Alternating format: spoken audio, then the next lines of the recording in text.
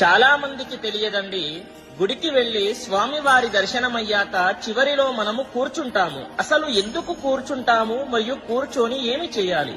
చాలా మంది ఈ యొక్క తప్పు కూడా చేస్తున్నారండి. స్వామివారి దర్శనమయ్యాక అసలు గుడిలో కూర్చోకుండానే వెళ్లిపోతున్నారు. అలా వెళ్లిపోతే అస్సలు మీకు ఫలితం అనేటటువంటిది ఉండదు అనే చెప్పాలి. చూడండి, కూర్చొని ఏమి చేయాలి, అసలు ఎందుకు కూర్చుంటాము అది కూడా తెలుసుకోండి. చూడండి, ఎందుకు కూర్చుంటాము అని అంటే ప్రశాంతత కోసము.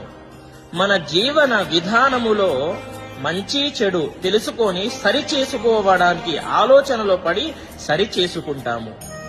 మరి కూర్చొని ఏమి చెయ్యాలి అని అంటే, సపోజ్ ఎగ్జాంపుల్ మీరు శివాలయానికి వెళ్లారనుకోండి, అక్కడ ఓం నమ శివాయ అనేటటువంటి మంత్రాన్ని మీ టైంని బట్టి 11 సార్లు లేదా 108 సార్లు కళ్ళు మూసుకొని ధ్యానము చెయ్యాలి.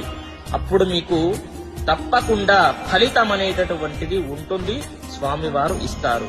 స్వస్తి ప్రతి ఒక్కరికి కూడా తెలియజేయండి. స్వస్తి, సర్వే జనాః సుఖినో భవంతు.